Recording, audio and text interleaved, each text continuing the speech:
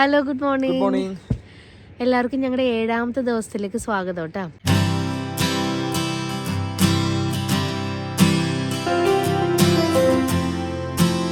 അപ്പൊ കാലത്തെ കുക്കിംഗ് തുടങ്ങിയല്ലേ?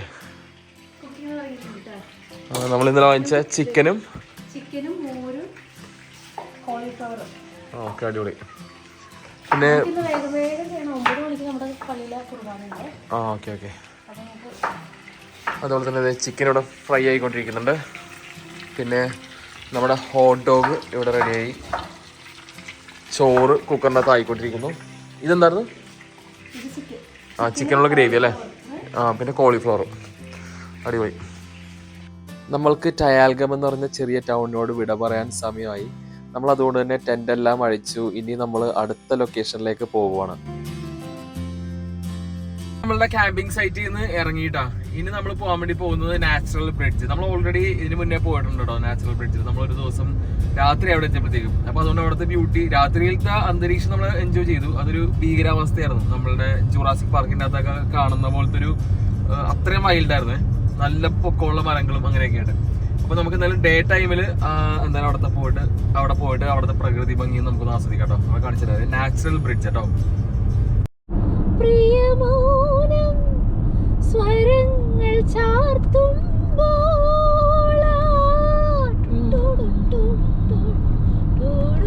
നമ്മളങ്ങനെ നാച്ചുറൽ ബ്രിഡ്ജിലേക്ക് പോയിക്കൊണ്ടിരിക്കുന്ന സമയം നോക്കാൻ നേരത്ത് ചെറിയൊരു പെട്ടിക്കട കേട്ടാ.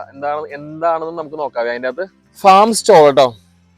അപ്പൊ ഇതിൻ്റെ അകത്ത് വെച്ചിരിക്കുന്ന സംഭവങ്ങൾ എന്ന് വെച്ചിട്ടുണ്ടെങ്കിൽ കുറെ ഫ്രൂട്ട്സ് വെച്ചിട്ടുണ്ട്, ഇതുണ്ടോ.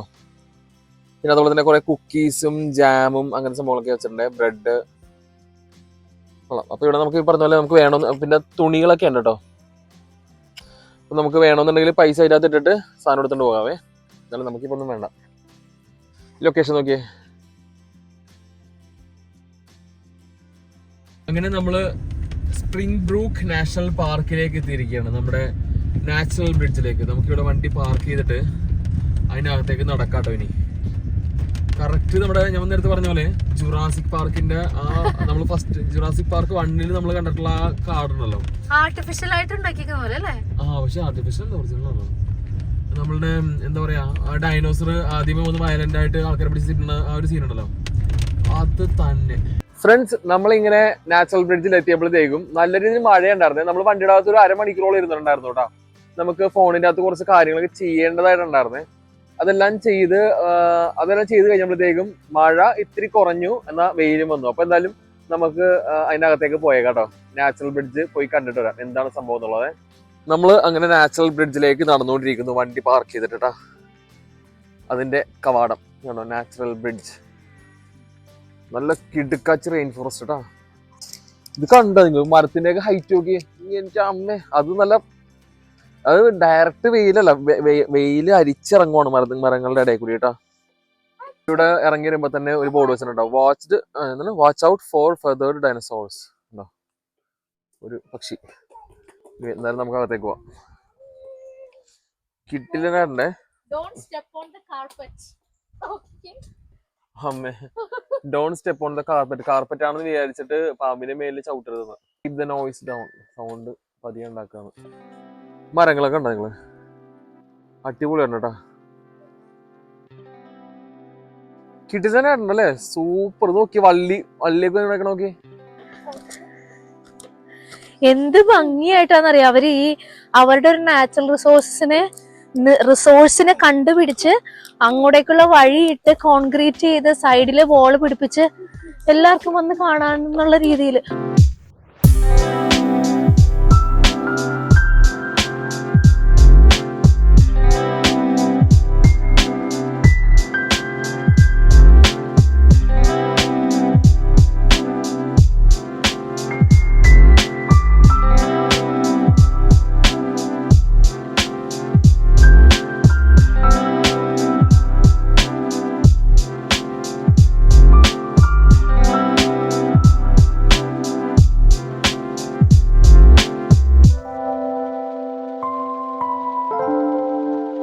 ഫ്രണ്ട്സ്, ഇതാണ് നമ്മളുടെ നാച്ചുറൽ ബ്രിഡ്ജ് കേട്ടാ. അപ്പോ ഈ ബ്രിഡ്ജിന്റെ താഴത്തെ നൈറ്റ് ആയി കഴിയുമ്പോഴത്തേക്കും ഫുള്ള് ഗ്ലോ വേംസ് ആയിരിക്കും. നമ്മൾ നേരത്തെ അതിന്റെ ഗ്ലോ വേംസിനെ വളർത്തുന്ന സ്ഥലത്ത് പോയിട്ടുണ്ടായിരുന്നല്ലോ. ആ ഗ്ലോ വേംസ് ഇതിന്റെ അകത്ത് നിറച്ചുണ്ട്. അപ്പൊ രാത്രി ആകുമ്പോണ്ടെങ്കിൽ നല്ല പ്രകാശമായിരിക്കും. ഇത് നാച്ചുറൽ, മറ്റേത് ആർട്ടിഫിഷ്യൽ. അപ്പൊ രാത്രി നമ്മള് ആകാശത്തോട് നോക്കി കിടക്കുമ്പോ മറ്റേ എന്താ പറയുന്നത്, നക്ഷത്രം കാണൂലേ, നക്ഷത്രം ബ്ലാക്ക് സ്കൈയില് ടൈനി ടൈനി നക്ഷത്രം അതുപോലെ ഇരിക്കും ഇതിന്റെ അകത്ത് മുഴുവനും. അതിന്റെ ബാക്ക്ഗ്രൗണ്ടിലെ വെള്ളച്ചാട്ടം ഒന്ന് ഇമാജിൻ ചെയ്ത് നോക്കിയാൽ നല്ല സൂപ്പർ ആയിരിക്കും. അടിപൊളി കേട്ടാ, സംഭവം കളക്കിയിട്ടുണ്ട്.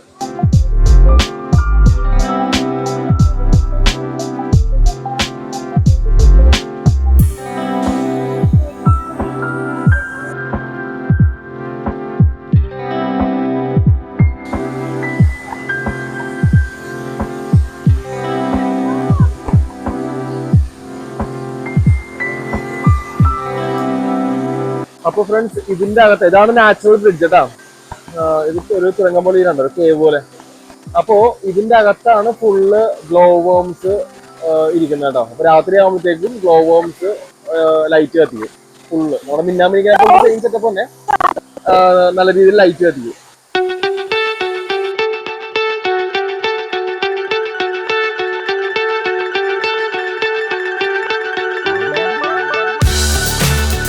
Happy birthday to you. Happy birthday to you. Happy birthday, happy birthday, happy birthday to you. Hip hip hooray! Hip hip hooray! Hip hip hooray! Thank you so much. അങ്ങനെ നമ്മള് natural ബ്രിഡ്ജിൽ നിന്ന് ഇറങ്ങിയിട്ടാ. ഇനി വണ്ടി എടുത്തിട്ട് ഉച്ചക്ക് ഭക്ഷണം കഴിക്കാനുള്ള സമയമായി. നല്ലൊരു സീനിക് പ്ലേസ് കണ്ടുപിടിച്ചിട്ട് അവിടെ ഇരുന്ന് ഭക്ഷണം കഴിക്കാനാണ് ഇപ്പൊ നമ്മള് പദ്ധതി ഇട്ടേക്കുന്നത് കേട്ടോ.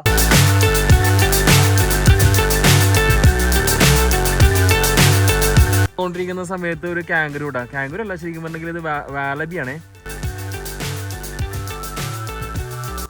അപ്പോൾ നമ്മളുടെ അക്കോമഡേഷനിലേക്ക്, അതായത് പുതിയ ക്യാമ്പിംഗ് സൈറ്റിലേക്ക് എത്തുന്നതിന് തൊട്ട് മുന്നെയാണ് ഈ കാഴ്ച. അങ്ങനെ നമ്മള് എന്താ പറയാ, അക്കോമഡേഷനിലേക്ക് എത്തിക്കൊണ്ടിരിക്കുകയാണ്. രണ്ടാമത്തെ ടെന്റിങ് സൈറ്റ് കേട്ടോ. നമ്മൾ ഒരു ടെന്റിങ് സൈറ്റ് കഴിഞ്ഞു, 2 ദിവസം നമ്മളവിടെ താമസിച്ചു. ഇതിപ്പോ രണ്ടാമത്തെ, അത് നല്ല അടിപൊളി സ്ഥലമായിരുന്നു. പക്ഷെ നമ്മള് അടുത്ത ലൊക്കേഷൻ പിടിക്കണമല്ലോ, എല്ലാം കുറച്ച് അധികം എക്സ്പ്ലോർ ചെയ്യണമല്ലോ. അപ്പൊ അതുകൊണ്ട് നമ്മള് ആ സ്ഥലം വിട്ടു അടുത്ത സ്ഥലം പിടിക്കാൻ ചോദിച്ചു. അപ്പോൾ ഇത് കണ്ടിട്ടുള്ള മൗണ്ടൻസിന്റെ ഒക്കെ അകത്ത് തന്നെയാണ്. ഈ പറഞ്ഞ പോലെ ആൾക്കാർ ചെയ്യുന്ന എന്താണെന്ന് വെച്ചിട്ടുണ്ടെങ്കിൽ വിന്റർ സമയത്ത് മൗണ്ടൻസിന്റെ അടുത്ത് വന്ന് ടെൻഡ് ചെയ്യുന്നു. അതേപോലെ തന്നെ അതായത് മൗണ്ടൻസുമായിട്ട് ബന്ധപ്പെട്ട അവരുടെ ആക്ടിവിറ്റീസ്. സമ്മർ സമയത്ത് ബീച്ച്, അങ്ങനെയാണ് കേട്ടോ ഇവിടുത്തെ ആൾക്കാർ ചെയ്യുന്നത്. ഫ്രണ്ട്സ്, അങ്ങനെ നമ്മൾ സൈറ്റിലെത്തിയിട്ടുണ്ട്. അതാണ് നമ്മുടെ ഹോസ്റ്റ്. നമ്മളെ കാണിച്ചുകൊണ്ടിരിക്കുകയാണ് എവിടെയൊക്കെയാണ് എന്തൊക്കെയാണുള്ളത്. അപ്പോൾ നമുക്ക് വേണമെങ്കിൽ ടെൻറ്റ് വെള്ളത്തിൻ്റെ അടുത്തെടുക്കാം, അല്ലെങ്കിൽ മൗണ്ടൻ്റെ ടോപ്പിലല്ല, കുറച്ച് ഹൈറ്റ് ആയിട്ടുള്ള സ്ഥലത്തിലെടുക്കാം. അങ്ങനെയൊക്കെ നമ്മൾ വണ്ടി ഇവിടെ പാർക്ക് ചെയ്തു കേട്ടോ. നമുക്ക് കിട്ടിയ സ്ഥലം ഇതാണ്. അതായത് ഇഷ്ടംപോലെ ഒരു സ്ഥലം കാണിച്ചായിരുന്നു. നമ്മൾ ഈ സ്ഥലമാണ് നമ്മൾ സെലക്ട് ചെയ്തത് കേട്ടോ. അപ്പോൾ അവർ നമുക്ക് ഫയർ വുഡ് എല്ലാം തന്നിട്ടുണ്ട്. നമ്മൾ വെതർ നല്ലതാണെങ്കിൽ നമുക്ക് ക്യാമ്പ് ഫയർ ഇടാൻ വിചാരിച്ചിരിക്കുന്നു. അപ്പോൾ മേലിലേക്ക് പോയിട്ടുണ്ടെങ്കിൽ നമുക്ക് എന്തായാലും മേലിലേക്കൊക്കെ ഒന്ന് കയറണം. പിന്നെ അതുപോലെ തന്നെ അവിടെ ഒരു അരുവിയുണ്ട്. നമുക്ക് വേണമെങ്കിൽ അരുവിയുടെ അടുത്തും നമുക്ക് ഇതെടുക്കാമായിരുന്നു, ടെൻറ്റിൻ്റെ സ്ഥലം എടുക്കാമായിരുന്നു. പക്ഷേ അവിടെ പവർ പോയിന്റ് ഇല്ല.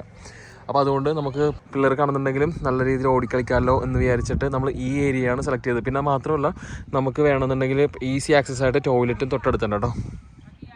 നമുക്ക് എന്തായാലും പെട്ടെന്ന് തന്നെ ടെൻറ്റ് സെറ്റ് ചെയ്യാം കേട്ടോ. അച്ഛനും ബേബിയൊക്കെ ഭയങ്കര എക്സൈറ്റഡ് ആട്ടോ ടെൻറ്റ്. കഴിഞ്ഞ പ്രാവശ്യം നമ്മൾ ചെയ്ത് കഴിഞ്ഞപ്പോഴേക്കും ഇവർ കണ്ടില്ലല്ലോ, ഇവർ രണ്ടുപേരും ഓർക്കായിരുന്നേ.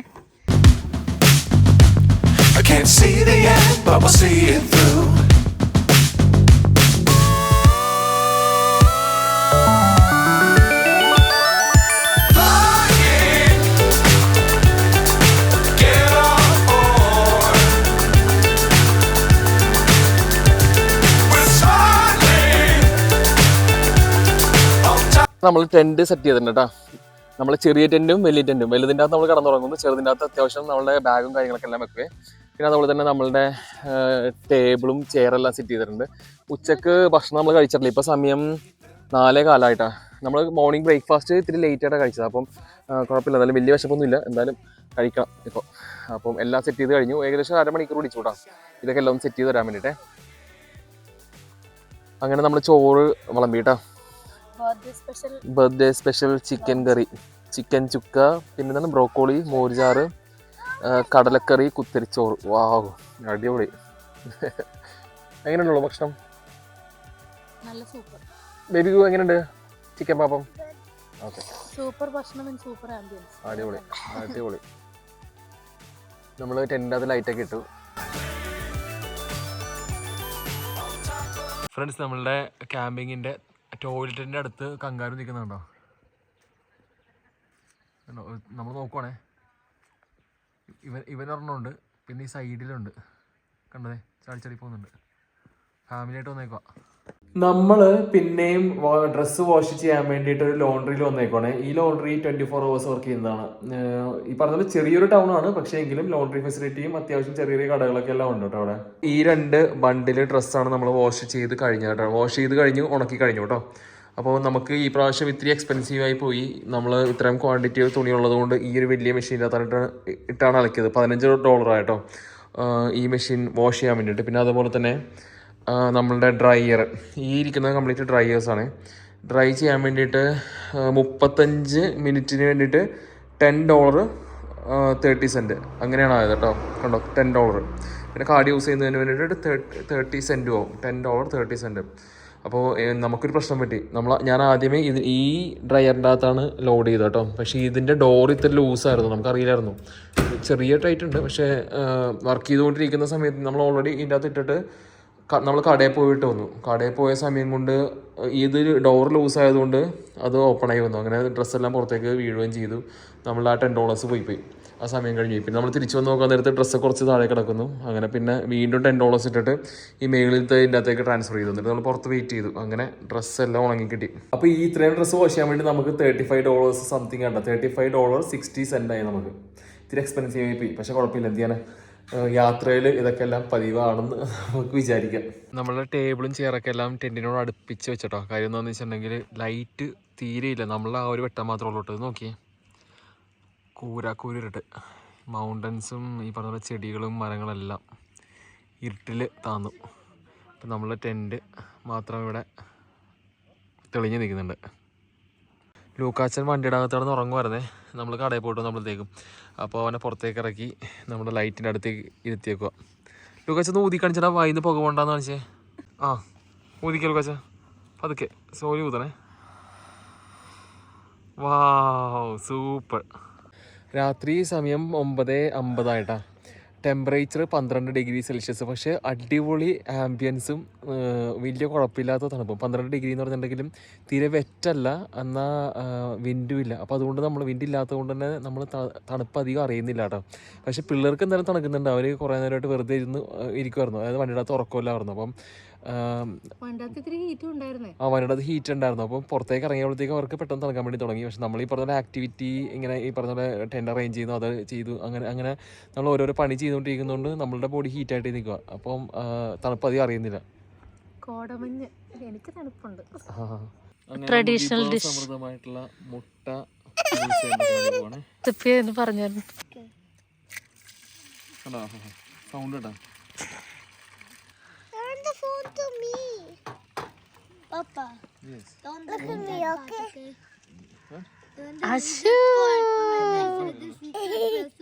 ഈ ഒരു ആംബിയൻസിന് വേണ്ടിയിട്ടാട്ടോ നമ്മൾ ഇങ്ങനെ ഈ സമയത്ത് മുട്ടയെല്ലാം ഉണ്ടാക്കിയത്. കണ്ടോ, ആംബിയൻസ് ആണ് ഇതിന്റെ മെയിൻ അല്ലേ? പപ്പ സീക്രട്ട് റെസിപ്പി ആണല്ലേ മോനെ? കൊച്ചു വിചാരിച്ചേ പപ്പ എന്തോ ഭയങ്കരമായ സംഭവം ഉണ്ടാക്കാൻ പോകുന്നെന്ന് വിചാരിച്ച് എന്നോട് പറയാണേ, മമ്മ റെസിപ്പി കണ്ട് പഠിച്ചോന്ന്.